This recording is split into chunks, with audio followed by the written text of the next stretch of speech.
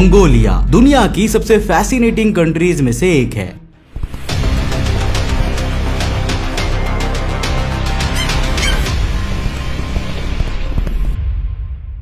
दुनिया की 19th largest country जो 15,46,116 स्क्वायर किलोमीटर्स का एरिया कवर करती है। मंगोलिया दुनिया की लार्जेस्ट लैंड लॉक्ड कंट्री है जो साउथ में चाइना और नॉर्थ में रशिया से अपने बॉर्डर शेयर करती है। हालांकि इतना बड़ा साइज होने के बावजूद भी मंगोलिया में रहने वाले लोग बहुत ही कम है। मंगोलिया की पॉपुलेशन सिर्फ 30 लाख के आसपास है, जो कि उत्तर प्रदेश में कानपुर की पॉपुलेशन से भी कम है। कानपुर की पॉपुलेशन 50 लाख है, जबकि अगर मंगोलिया का साइज देखा जाए तो इसमें 3-4 उत्तर प्रदेश आराम से फिट हो जाएंगे। हालांकि इससे भी ज्यादा फैसिनेटिंग चीज ये है कि मंगोलिया में जो 30 लाख पॉपुलेशन है ना, उसमें से 50% पॉपुलेशन सिर्फ मंगोलिया के 0.3% एरिया में रहती है और बाकी के 50% पॉपुलेशन 99.7% पार्ट में रहती है। यानी कि अगर आप मंगोलिया के 99% हिस्से में घूमने जाते हो ना, तो आपको दूर दूर तक कोई भी इंसान या विलेज देखने को नहीं मिलेगा। इस वजह से मंगोलिया दुनिया की सबसे लीस्ट डेंसली पॉपुलेटेड सोवर्नियर कंट्री है, जहाँ पर हर स्क्वायर किलोमीटर में ऑन एन एवरेज सिर्फ 2.14 लोग रहते हैं। ये कितना कम है, इसका आइडिया आप इसी बात से लगा सकते हो कि इंडिया में हर स्क्वायर किलोमीटर में 488 लोग रहते हैं। तो अब सवाल ये उठता है कि आखिर मंगोलिया की पॉपुलेशन इतनी कम क्यों है, और आखिर मंगोलिया के 50% लोग सिर्फ 0.3% एरिया में ही क्यों रहते हैं। तो हेलो गाइस, मैं हूं कौशिक और चलिए शुरू करते हैं एक और नए एपिसोड को।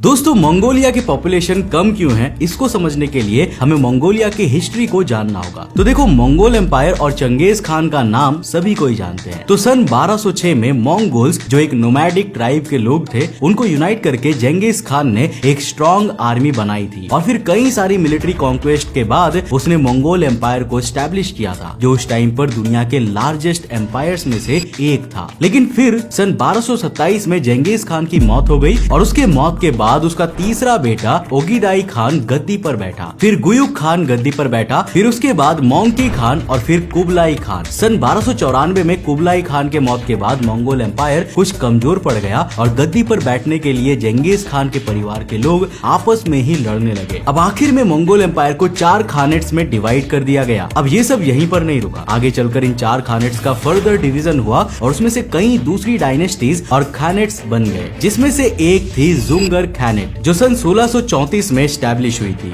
ये खानेट आज के मंगोलिया के साथ चाइना, रशिया और ईस्ट में कजाकिस्तान के कुछ हिस्सों पर रूल करती थी। अब उस टाइम पर ना सदर्न और सेंट्रल चाइना में किंग डायनेस्टी का राज हुआ करता था, जो सन 1644 में स्टैब्लिश हुई थी। और क्योंकि पहले मंगोल्स ने किंग डायनेस्टी को हराया था, इसीलिए अब मंगोल्स के कमजोर होने पर किंग उनसे बदला लेना चाहते थे। इसीलिए सन 1690 में उन्होंने मंगोल खानेट जुंगार के खिलाफ वॉर डिक्लेयर कर दिया। अब उस टाइम पर बाकी मंगोल्स खानेट ने जुंगार को स्ट्रॉन्ग सपोर्ट नहीं दिया, क्योंकि मंगोल खानेट्स के पहले ही बहुत टुकड़े हो चुके थे। इसीलिए सन 1758 में किंग डायनेस्टी जीत गई और जुंगर हार गया। और इसके बाद किंग डायनेस्टी ने बदला लेने के लिए जुंगर मंगोल्स को मारना शुरू कर दिया। उस टाइम पर उन्होंने करीब जुंगर की 70-80% पॉपुलेशन खत्म कर दी थी, जिसमें 5 से 8 लाख के करीब लोग मारे गए थे, जिसमें मंगोलिया के भी बहुत सारे लोग शामिल थे। इसके बाद सन 1758 से लेकर 1911 तक मंगोलिया के ऊपर किंग डायनेस्टी का ही रूल था। लेकिन फिर 1911 में चाइनीज रेवोल्यूशन हुआ और रेवोल्यूशनरीज ने किंग डायनेस्टी को पावर से ओवरथ्रो कर दिया और उसी के साथ किंग डायनेस्टी का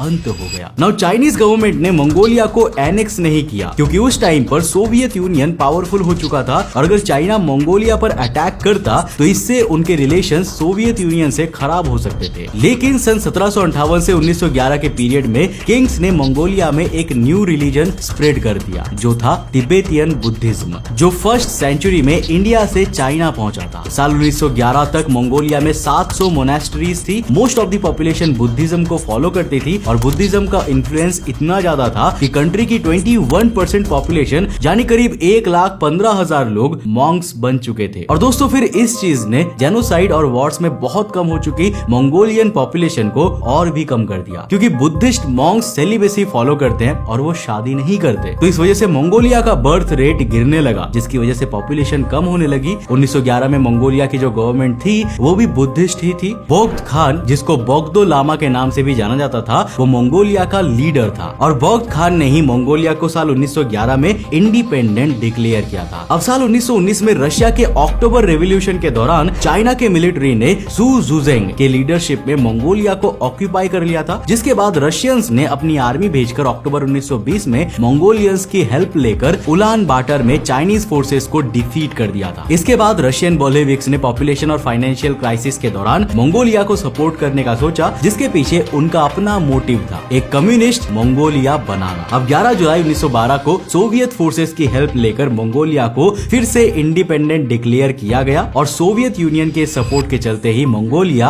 आने वाले 70 सालों तक सोवियत यूनियन से अलाइड रहा। साल 1924 में सोवियत्स ने मंगोलिया को मंगोलियन पीपल्स रिपब्लिक बना दिया, जो एक वन पार्टी स्टेट था और उसमें Mongolian People's Republic Party rule करती थी, जो एक प्रो सोवियत पार्टी थी। और फिर सोवियत्स ने मंगोलिया की पॉपुलेशन को बढ़ाने के लिए मंगोलिया से बुद्धिज्म को डिस्ट्रॉय करना स्टार्ट कर दिया। 1937 में जोसेफ स्टेलिन के ग्रेट टेरर कैंपेन के दौरान मंगोलिया में 30,000 लोग मारे गए थे, जिसमें से 70,000 बुद्धिस्ट मॉन्क्स थे। सोवियत यूनियन ने मंगोलिया में बुद्धिस्ट मोनेस्ट्रीज को बंद करवाना स्टार्ट कर दिया और लोगों को बुद्धिस्ट मॉन्क्स बनने से रोकने के लिए उन्होंने मोनेस्ट्रीज में सिर्फ 100 मॉन्क्स के रहने की परमिशन दी और बर्थ रेट बढ़ने के लिए भी उन्होंने तमाम स्कीम स्टार्ट कर दी। ज्यादा बच्चे करने पर मंगोलियन वुमेन्स को गिफ्ट्स मिलते थे। इसी वजह से सन 1950 से 1970 के बीच मंगोलिया में वुमेन्स का फर्टिलिटी रेट बहुत बढ़ चुका था। हर औरत ऑन एन एवरेज 7 से लेकर 7.5 चिल्ड्रंस को जन्म दे रही थी। लेकिन फिर 1990 में सोवियत यूनियन कोलैप्स हो गया और उसी के साथ मंगोलिया में भी सोशलिस्ट गवर्नमेंट एंड हो गई और 1992 में न्यू कॉन्स्टिट्यूशन इंट्रोड्यूस किया गया। हालांकि इसके बाद मंगोलिया को काफी प्रॉब्लम्स का सामना करना पड़ा, like high inflation and food shortages वगैरह वगैरह। तो कहने का मतलब ये है कि मंगोलिया का पॉलिटिकली और इकोनॉमिकली अनस्टेबल रहना भी लो पॉपुलेशन का एक बड़ा रीजन हो सकता है। इसके अलावा बुद्धिज्म का स्प्रेड होना और यंग लोगों का मॉन्क बन जाना और उसके पहले कई सारे वॉर्स और जेनोसाइड्स ने मंगोलिया की पॉपुलेशन को ड्रास्टिकली रिड्यूस कर दी थी। लेकिन देखो, ये सिर्फ हिस्टोरिकल रीजंस है। मंगोलिया के पॉपुलेशन क्राइसिस का एक और रीजन है उसकी जियोग्राफी और हार्श क्लाइमेट।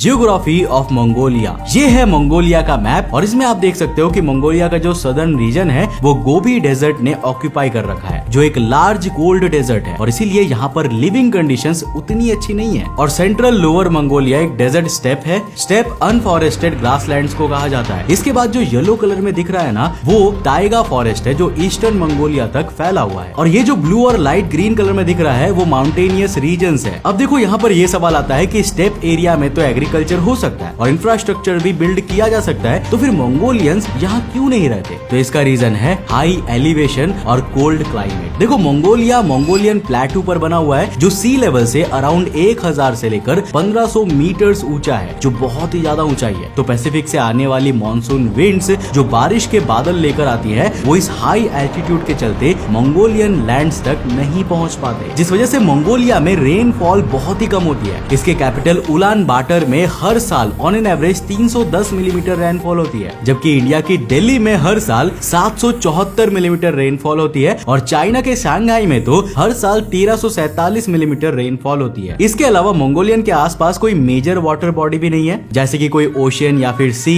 सिर्फ उलान बाटर के पास में तुल रिवर है जहां से वहां के सिटीजन्स को पानी मिलता है। इन शॉर्ट कहूं तो एग्रीकल्चर के लिए इनफ रेनफॉल और इरिगेशन सिस्टम ना होने की वजह से कोई भी फसल पैदा करना बहुत ही मुश्किल हो जाता है। इसी वजह से आज भी most of the Mongolians nomadic herding ही करते हैं, यानी कि मोस्ट ऑफ द मंगोलियंस बंजारों की तरह ही अपने जीवन को बिताते हैं। हालांकि लो रेनफॉल डेजर्ट एरिया होने के अलावा साइबेरिया से आने वाली बर्फीली हवाएं भी एग्रीकल्चर को इम्पॉसिबल बना देती है। आर्कटिक ओशन में बहुत ही कोल्ड ओशन विंड्स बनती है जो रशिया के साइबेरिया से आती हुई सीधे मंगोलियन प्लेटू को हिट करती है। सितंबर से लेकर अप्रैल तक ये विंड्स बहुत ही एक्सट्रीम कोल्ड होती है, जिनकी वजह से मंगोलिया का टेम्परेचर जनवरी में -30 डिग्री डिग्री सेल्सियस तक चला जाता है और किसी किसी रीजन में तो टेम्परेचर -40 डिग्री सेल्सियस तक चला जाता है। और इस टाइम पीरियड में नॉर्दर्न मंगोलिया में हेवी स्नोफॉल होता है, जिसकी वजह से हर तरफ एक मोटी बर्फ की चादर बिछ जाती है और ऐसे कंडीशन में तो इंसानों का जिंदा रहना भी मुश्किल है। एग्रीकल्चर का तो कोई चांस ही नहीं है। अब इस टाइम पीरियड में नोमैडिक हर्डर्स माउंटेन वैलीज में रिलोकेट हो जाते हैं, क्योंकि वैलीज उनको और उनके हर्ड्स को एक्सट्रीम कोल्ड विंड से बचाती है। और फिर जून से अगस्त के बीच जब समर सीजन होता है ना, तब वो वापस अपने हर्ड्स को लेकर स्टेप्स में पहुंच जाते हैं। अब वैलीज में शेल्टर लेने के बावजूद भी नोमैडिक हर्डर्स के काफी हर्ड्स एक्सट्रीम कोल्ड के चलते मर भी जाते हैं। अभी साल 2023 से 2024 के विंटर्स में ही मंगोलिया में 5.2 मिलियन यानी कि 52 लाख लाइव स्टॉक मारे गए थे, जो टोटल लाइव स्टॉक की पॉपुलेशन का 8% था। तो धीरे धीरे नोमैडिक हर्डर्स इस लाइव स्टॉक लॉस के चलते